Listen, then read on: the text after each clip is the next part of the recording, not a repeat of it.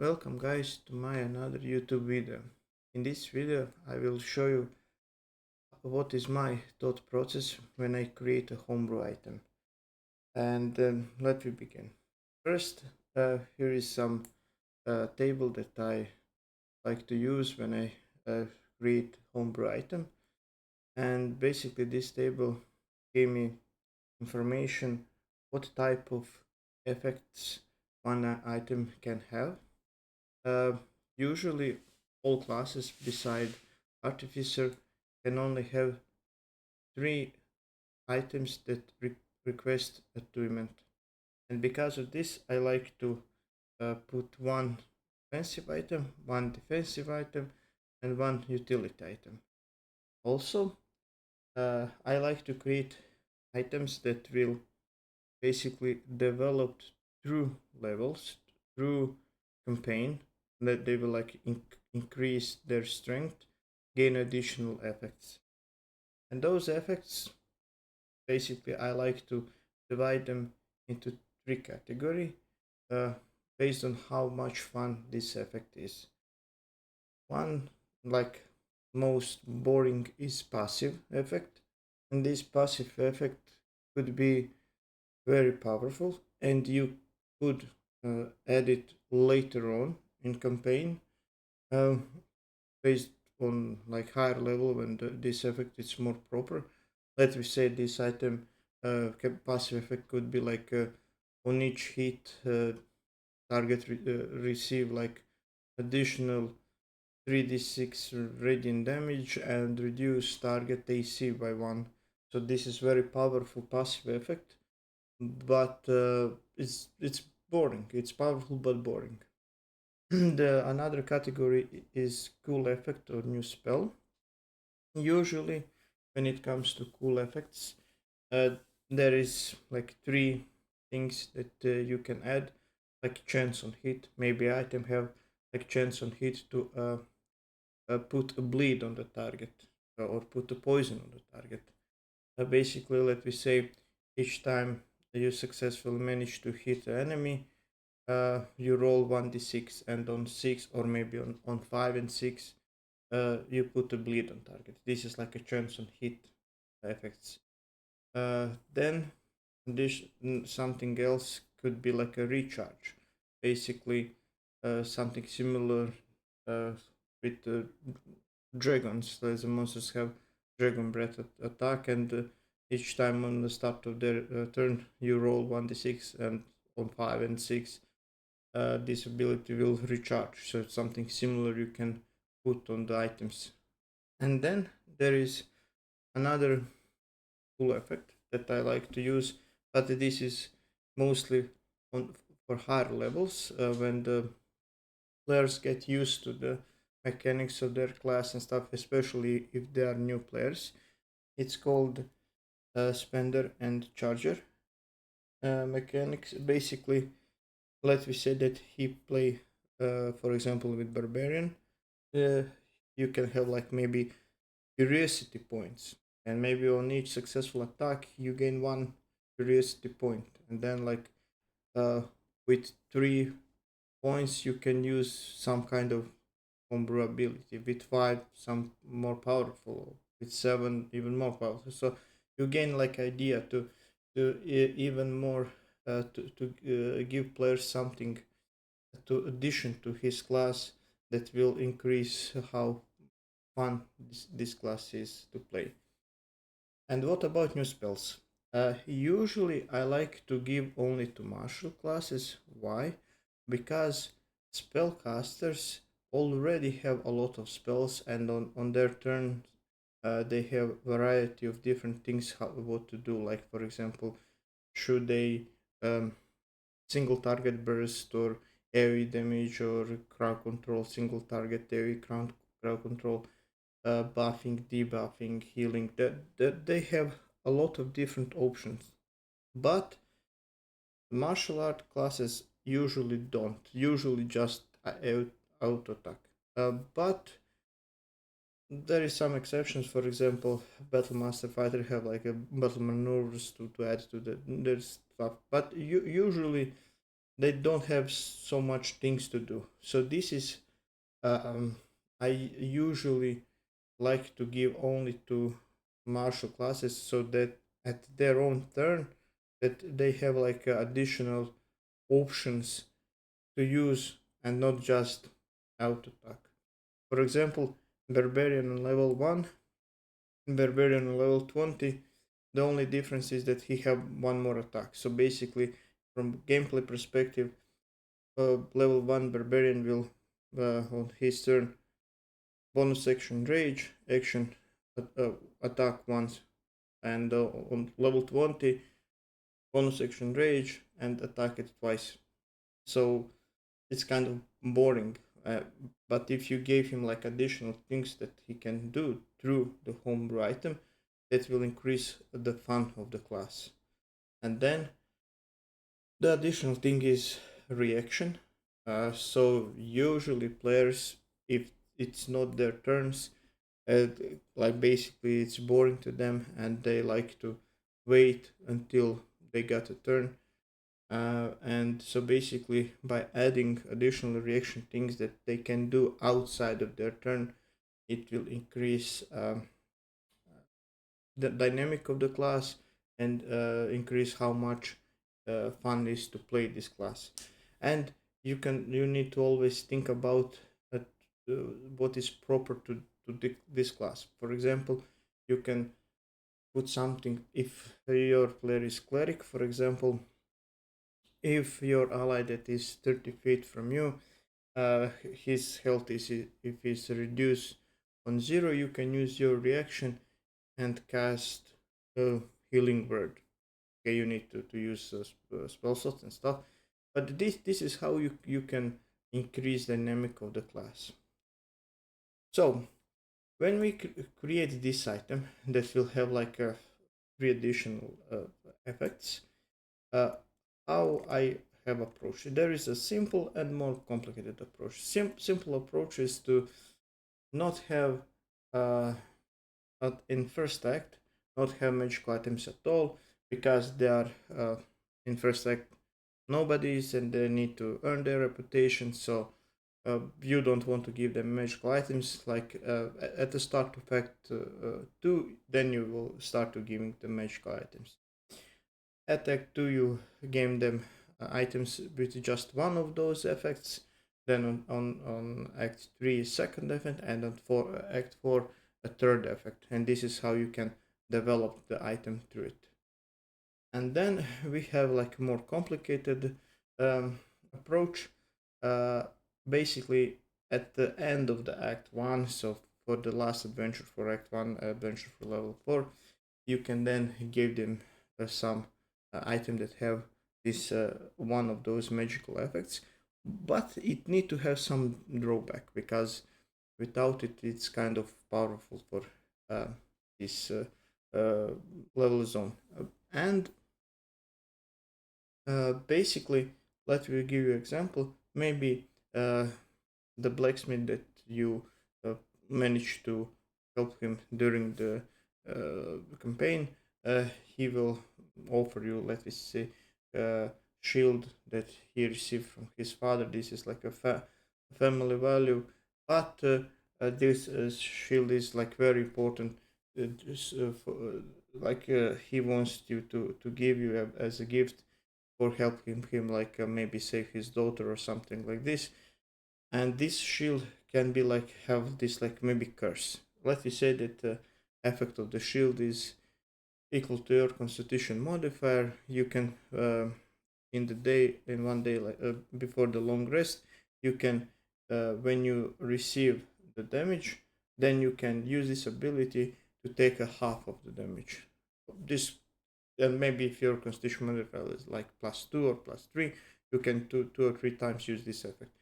It sounds good, but you put a drawback, like for example, each time when an enemy miss you with the range uh, physical attack, we will avoid magical attacks, but let me say if enemy miss you with a magical with a physical range physical attack, maybe with the arrow, or maybe if this is a beast, then shooting, let me say, some kind of sting, uh, for example, you need to roll 1d6, and on one, and maybe on 1 and 2, you redirect this attack to one of your allies of DM choosing. So basically now, yeah, like this shield can become very like a threat to their the player's allies, and but also because this is maybe some kind of curse or some kind of a debuff that this item have. And then in the next act, at the start of the next act 2, in the downtime they can maybe find a way how to remove this curse, how to or maybe a very interesting thing can be like maybe in the two steps, maybe first steps just to weaken the effect of this negative effect, and then later on like completely remove it. So this is how you can like give a little bit more powerful item early on, but with some drawback. Then in second and third act, you can give all 3 effects to the item, and then on act 4 you will just increase the strength of those effects. This is second approach how you can create each of those items. Also, when it comes, just a few more words, so offensive, yeah, like increasing the strength of like more powerful to be plus character. Defensive, more defensive, like what the word says. But when it comes to utility, you can always think like what class is huge minus to this class, and how to overcome, in a sense, like not completely negate it, but to make it less painful. And for example, usually barbarians and martial cards have issues with flying enemies or enemies that are on the wall, and like enemy archers that are shooting from the wall, how to approach them. So maybe you can increase the movement speed of them, maybe some kind of maybe give some like bonus action jump that can jump additional feet and stuff. So or maybe like a throw if this flying enemy item that create like magical web that can maybe catch from there and try to the enemy to fall down on the ground and stuff. Like, I'm not blabbering, but you get the point how you can think about utility. Also, this utility field, you can think how you can influence on a class features, maybe even the feats that player took through campaign. All those things can be like in this utility category. Okay, let me give you just one example.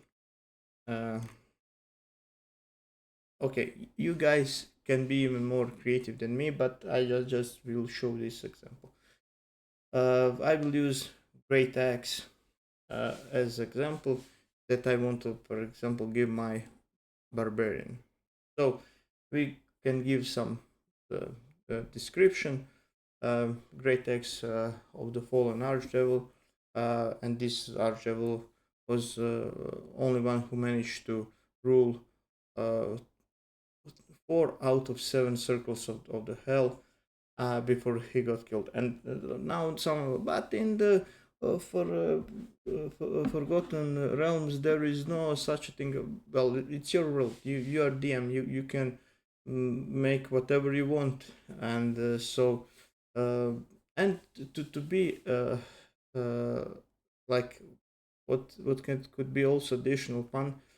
Let me say that at the end of Act 1, player managed to defeat some orc lieutenant or some orc general, I don't know, and he have this large, unusually large, how it's called, great axe, and basically he don't know the true origin of it. Maybe he also found it somewhere, right? And when you manage to defeat him, then let me say a player wants to cast a spell identify, and then you can tell the player this X is very unusual. It you have a feel that it somewhere like origin is somewhere from Helm realm, but it's also you feel kind of protection on the X that provide you to gather more information. So usually identify will basically give you all information about item, but now this item is somehow protected, and basically later on uh, with the spell legend lore you'll gain additional information about origin of this X and stuff. And let me say that this is just a part of the X, right? And this X now through campaign you can put additional um, parts of this X that they need to collect and make it more complete, and this is how you can increase the strength, give additional effect to this X. And the first effect of how this X could be start to be just +1 great X. And what is different about this X, instead of 1d12 plus strength modifier, it gives 2d8 plus strength modifier. And you can also, like, because this is maybe unusual, like a much larger or much heavier X, you could also put prerequest that to use this X you need to have at least 16 strength. And now the people, oh my god, but this is there is no such items that requires you, like, yeah, you can make items that are connected, even like prerequests to be certain subclass, or you need to have some feat to use it, or I don't know, like you can give additional like prerequests to items, especially if items inflect the pass features. If you want like improve rage of barbarian, if you want to improve bardic inspiration for bard and stuff, so you can say, hey, at least need to beat 1 level in bard to use this item. Your DM, you can create whatever you want. Don't worry. Then what we say further on, when you unlock additional things to this great X, you gain like ability deadly throw. It X become like a +2 great X, and basically give you a reaction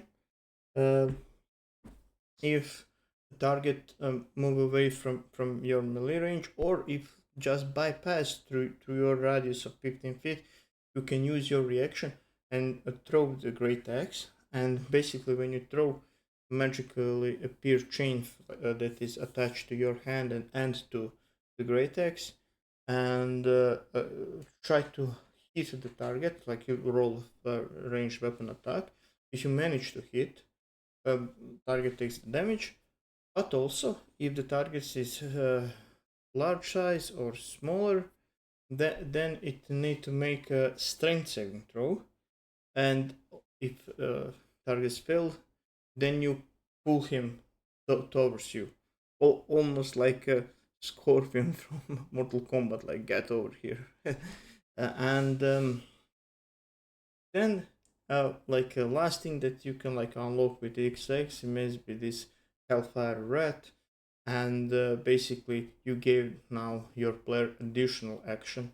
You can use action to activate it, and like all all targets 5 feet away from you, like around you, need to make dexterity saving throw or take this like a 4d10 fire damage, half on success, and also this fire damage basically bypass fire resistance and immunities.